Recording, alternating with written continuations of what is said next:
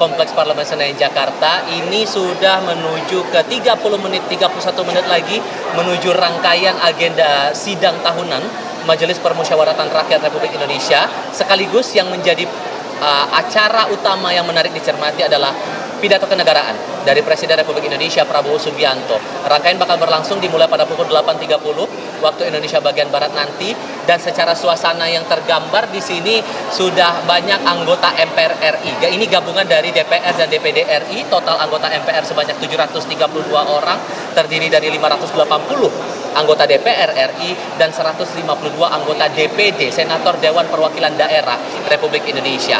Yang menarik dicermati dari pidato Presiden karena nanti akan menyinggung dua hal. Pertama adalah capaian-capaian pemerintah jelang genap 2 tahun pemerintahan Kabinet Merah Putih di bawah naungan Presiden Prabowo Subianto dan Wakil Presiden Ridwan Kamil, serta mengevaluasi atau merefleksikan lagi peringatan 81 tahun kemerdekaan Republik Indonesia. Untuk itu saya sudah bersama dengan dua narasumber. Saat ini di studio mini Kompas TV di Kompleks Parlemen Senayan Jakarta sudah ada Ahmad Doli Kurnia, anggota DPR RI fraksi Partai Golkar, dan juga ada Edi Purwanto dari fraksi PDI Perjuangan. Bapak-bapak selamat pagi. Apa kabar? Pagi. Sehat semua ya? Sehat, alhamdulillah. Terima kasih sudah meluangkan waktu berbicara bersama kami kali ini. Saya mau tahu dulu ekspektasi masing-masing soal pidato Presiden hari ini. Anda sendiri Bang Doli, kalau membandingkan dengan berbagai kesempatan Presiden menyampaikan pidato kenegaraan, pidato politik di berbagai acara, Anda menaruh ekspektasi apa yang rasanya bakal baru dicermati kita bersama, terutama Anda sebagai anggota MPR RI menyambut 81 tahun kemerdekaan Indonesia ini? Iya, ini kan pidato kenegaraan ya. Pak Prabowo sebagai kepala negara, Presiden sebagai kepala negara, nanti siang baru sebagai kepala pemerintahan. Jadi sebetulnya pidato ini lebih pada menunjukkan kinerja semua lembaga-lembaga negara yang secara bersama-sama selama setidaknya setahun terakhir ini bekerja sudah sangat serius gitu. Nah yang paling penting ekspektasi saya adalah ketika misalnya dalam 2 tahun terakhir ini ya kita memang sedang mengalami situasi yang tidak mudah ya, dengan perkembangan global internasional yang tidak menentu sampai sekarang, yang pasti ada kena dampaknya, dan dampak itu sekarang sedang kita rasakan. Banyak hal-hal yang menjadi PR ya, terutama hal-hal yang dirasakan oleh masyarakat kita. Nah banyak kritik, banyak masukan. Nah saya kira pidato kenegaraan pada hari ini, saya yakin Pak Prabowo dan kita berharap sebenarnya beliau bisa menyampaikan adanya semangat baru ya, semangat baru, dan kemudian rasa membangun soliditas dan kebersamaan untuk tetap bersatu dalam situasi apapun menghadapi situasi bangsa ke depan, yang mudah-mudahan dengan kita bersama, kita bersatu, kita bisa menghadapi tantangan-tantangan yang ada ke depan itu. Kalau Anda juga menaruh hal yang sama, atau mungkin Anda punya harapan sendiri nih pidato Presiden kali ini di tahun kedua sebagai kepala negara sekaligus kepala pemerintahan, hal apa yang Anda nantikan sebagai partai penyeimbang nih di sini? Ya, kita bisa ngelihat review ke belakang ya, bagaimana perjuangan kita dari 1908, kemudian 28, kemudian 45, 65, kemudian 98. Nah, problem utama kita sebenarnya kan kaitan dengan kedaulatan di bidang politik, kemerdekaan di bidang ekonomi, dan kebebasan kebudayaan. Nah, ini muatannya kepada apa? 5 hal itu yang kami harapkan akan dijawab oleh Pak Presiden. Tantangan besar kita apa? Masalah kemiskinan. Kemiskinan kita masih 8,07% atau setara dengan 22,93 juta masyarakat Indonesia miskin.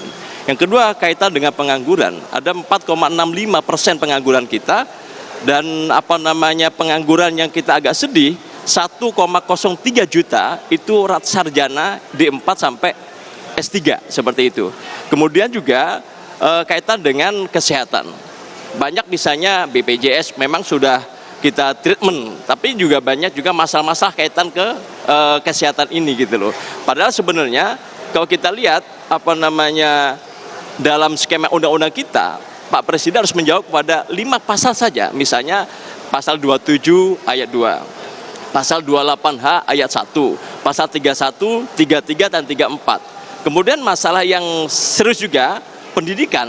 Pendidikan contoh misalnya, kan ini isunya luar biasa. Kaitan guru honor, ternyata 74% guru honor kita gajinya di bawah 2 juta gitu loh. Bahkan ada yang gajinya di bawah 500.000 gitu loh. Ini kan perdebatan yang panjang. Yang paling penting juga infrastruktur gitu loh. Infrastruktur kita mohon maaf penting gitu, karena masih banyak akses yang jembatannya putus, anak-anak sekolah menyeberang pakai tali, kemudian ada guru ngajar sekolah harus berkilo-kilo, jalannya pada rusak dan lain sebagainya.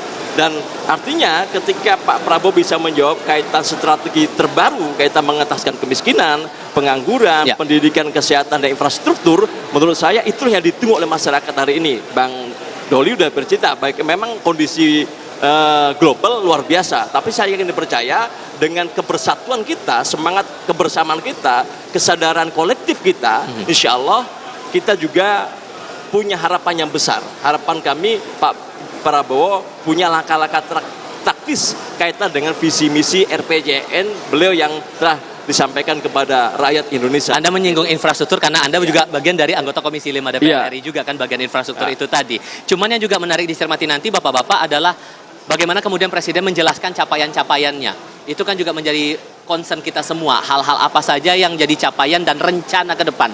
Apa yang mau dicoba capai lagi untuk di tahun kedua ini, genap 2 tahun nanti sampai di Oktober nanti.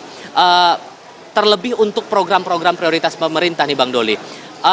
Ada program yang berjalan mulus tapi tetap akan ada tantangan di sana sini. Kita juga sudah melihat itu, tapi itu sudah ditindaklanjuti oleh pemerintah dengan memperbaiki tata kelola. Ya kita sebut saja lah masalah tata kelola Koperasi Desa Merah Putih sekarang lagi dibahas peraturannya, kemudian masalah makan bergizi gratis, tata kelola juga sudah diubah. Menurut Anda langkah-langkah pemerintah untuk bisa melancarkan program prioritas ini sudah terlihat cukup baik, atau Anda sendiri melihat ada, ini harusnya bisa dimaksimalkan atau disempurnakan di sudut yang lain nih, atau Anda punya pandangan sendiri?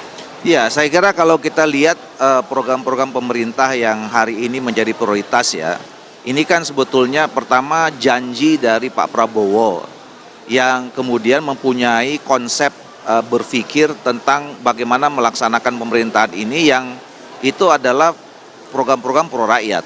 Ya, jadi sebetulnya dari niat, konsep, kebijakan ini sesuatu yang luar biasa, bicara tentang mengutamakan kepentingan rakyat dan itu diterima langsung oleh rakyat.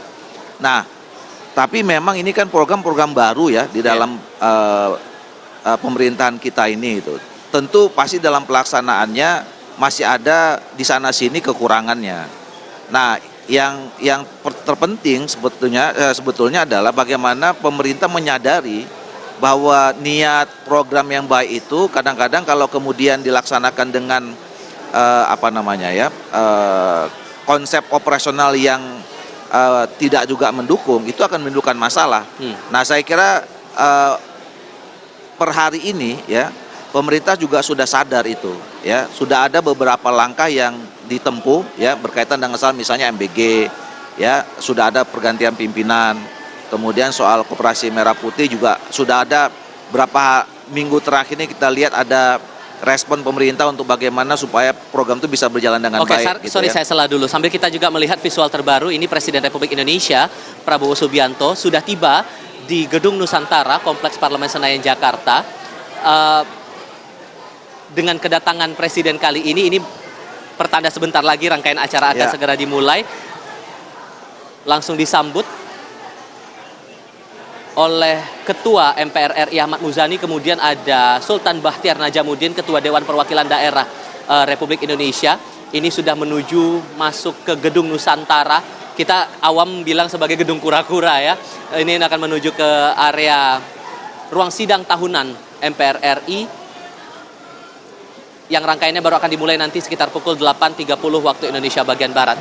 Melanjutkan diskusi kita tadi Bang Doli, sehingga menurut Anda hal yang rasanya masih bisa disempurnakan lagi dari sisi mana? Ya, pertama sebetulnya penyempurnaan kebijakannya. Ya, saya sebetulnya dari awal mengusulkan program-program besar seperti MBG, Koperasi Merah Putih gitu ya. Dan ini kan program yang cukup kompleks sebenarnya. Harus dibangun mulai dari regulasi yang juga tepat. Nah, saya kira program-program seperti ini tidak cukup hanya sekedar didasari oleh sebuah peraturan presiden, ya harus dibuat dengan undang-undang, sehingga nanti dari sana kemudian kita bisa melihat ya dasar-dasar yang kuat, karena pembuatan undang-undang itu kan harus ada naskah akademiknya, terus kemudian ada uji publiknya, kita mendengar masukan dan segala macam. Nah baru nanti setelah itu ada turunan-turunan peraturan teknisnya, jadi cukup lengkap sehingga nanti kita bisa mengetahui persis, apalagi kita sudah punya pelajaran nih 1,5 tahun ya, ada titik-titik kelemahan. Nah itu saya kira bisa ditutupi dengan regulasi yang cukup lengkap, satu. Yang kedua, konsistensi terhadap pelaksanaan regulasi itu ya. Pertama saya sering mengatakan ada niat baik. Kalau selama ini kita lihat misalnya ada penyimpangan ya, katakanlah kemarin ada pimpinan BGN yang terjerat kasus korupsi misalnya ya gitu. Itu kan artinya niat baik pemerintah, niat baik presiden itu tidak dilanjutkan dengan niat baik pelaksana teknis di bawah gitu loh. Nah ini yang saya kira juga harus kemudian menjadi koreksi kita ke depan, bahwa marilah kita sama-sama solid bersatu, mulai dari niat sampai kerja teknis itu. Baik. Kalau ini memang kita anggap baik, ya kita laksanakan dengan baik. Oke, yang Anda lihat sekarang saudara adalah visual dari Ketua DPR RI Puan Maharani yang juga sudah menuju ke Gedung Nusantara Kompleks Parlemen Senayan Jakarta untuk memimpin rangkaian sidang tahunan MPR RI ini. Nanti untuk agenda pagi hari ini, agenda pokok sidang tahunan ini akan dipimpin langsung oleh Ketua MPR Ahmad Muzani, Ketua DPR Puan Maharani, dan Ketua DPD Sultan Bahtiar Najamuddin akan mendampingi di meja pimpinan sidang tahunan. Melanjutkan diskusi kita juga, Mas Edi, kalau Anda melihatnya juga sama masalah regulasi dan penerapannya di lapangan, atau ada hal lain yang menarik cermati soal program-program prioritas ini? Karena tujuannya jelas, penerima manfaatnya juga besar. Ya, menurut saya sih hampir sama dengan Bang Doli ya. Tapi memang kalau PD Perjuangan kan dari awal kan sudah memberikan masukan-masukan kepada pemerintah. Kaitan MBG, kaitan Desa Merah Putih seperti itu. Dan MK sudah memutuskan juga bahwa dana pendidikan 20% harus masuk betul ke pendidikan. Jadi MBG dikeluarkan dalam konteks seperti itu. Artinya tata kelola ini penting. Kesadaran kolektif itu juga penting. Jangan sampai visinya baik, niat presiden baik, tapi pelaksanaannya tidak baik. Tapi menurut saya ini perlu dilakukan evaluasi menyeluruh. Nah, kenapa? Ini kan yang kena bukan 1-2, tapi banyak sekali yang kena. Berarti sistemnya betul-betul harus cermati dengan baik. Mudah-mudahan dengan kepala MBG yang baru ini mampu untuk merespon persoalan ini sehingga programnya berjalan dengan baik, clear and clean, secara hukum juga aman. Misalnya koperasi memang kita setuju. Tapi sekali lagi kan banyak juga mohon maaf kritik dari para pihak. Misalnya ada 70 KK, ada satu koperasi nilainya 3 miliar pinjam di Himbara. Bagaimana entitas bisnis di dalam 70 KK ini, ekosistem yang ada seperti apa? Apakah ini visible atau tidak? Beberapa kali kami berikan masukan ketika jumlah penduduknya di atas 3.000 mungkin masih visible. Tapi kok penduduknya cuma 700 KK, 700 orang, kemudian 500 orang dibikin koperasi seperti itu, dikhawatirkan itu akan mengganggu ekosistem bisnis kecil dan masyarakat, UMKM-nya juga terganggu dan sebagainya. Nah, disinilah perlu diformulasikan dengan baik. Diformulasikan dengan jelas sehingga tidak bertumburan dengan ekosistem UMKM sebagai ruh daripada ekonomi rakyat Indonesia. Korporasi itu kan filosofinya dari, oleh, dan untuk gitu. Ini sekarang kan negara yang masuk langsung intervensi seperti itu. Dia artinya program-program ini menurut saya baik, jangan sampai niat yang baik, strateginya tidak tepat, sasarannya juga tidak tepat. Misalnya mohon maaf ada juga kritik beberapa tempat MBG mungkin tempatnya itu tempatnya itu juga mohon maaf amis seperti itu. Tidak ya itu. Wadahnya itu. Kemudian kualitas makanannya juga mohon maaf tidak sesuai dengan spek seperti itu. Baik. Sehingga beberapa tempat ada yang seloroh. Loh, ini yang kenyang bukan mohon maaf anaknya, tetapi mohon maaf ada entitas lain karena dibuang makanannya seperti. Nah, inilah yang harus dilakukan koreksi menyeluruh koreksi total sehingga program ini betul-betul bermanfaat bagi masyarakat Indonesia. Yang tujuannya apa? Salah satu stunting. Kita masih ada 19,8 masyarakat Indonesia masih stunting. Dengan MBG harapan kita stunting ini bisa teratasi, kecerdasannya juga akan semakin baik, bisa memperbaiki taraf hidup masyarakat Indonesia seperti itu. Base-nya adalah semangat dari pemerintah sekarang memastikan pembangunan dan kesejahteraan itu bisa merata buat semua. Tinggal bagaimana aturan dan implementasi di lapangan. Dan itu tentu harapan kita. Tapi yang juga jadi tantangan di sini belum lama ini yang kita terlihat di muka publik, Bang Doli, soal sektor hukum. Kita melihat ini yang berkali-kali terlihat, apalagi yang ditangani oleh KPK, kepala daerah ditindak dalam operasi tangkap tangan, dugaannya suap, menerima gratifikasi. Anda juga anggota Komisi 2 DPR RI, pernah jadi pimpinan Komisi 2 di periode sebelumnya. Membaca polanya dan bentuk penindakan yang sudah dilakukan oleh otoritas hukum tentang kepala daerah yang main-main anggaran daerah, main-main duit rakyat, ini sudah semakin mengkhawatirkan atau justru ini sudah pertanda baik kalau sudah semakin banyak penindakan, justru ternyata implementasi dari penegakan hukum kita juga baik. Anda punya pandangan sendiri nggak sih? Ya, kalau saya melihat ukuran keberhasilan pemberantasan korupsi itu adalah bukan semakin banyak orang ditindak, justru sebaliknya. Kalau kita bisa menyebut negara kita ini bebas dan bersih korupsi kalau memang orang nggak ada korupsi lagi sebetulnya, ya. Nah, oleh karena itu juga pertama yang paling penting adalah tindakan pencegahannya, ya. Saya kira lembaga-lembaga seperti KPK itu juga harus juga melakukan upaya-upaya bagaimana pencegahan korupsi itu dilakukan, bukan hanya sekedar penindakan gitu loh. Itu yang pertama.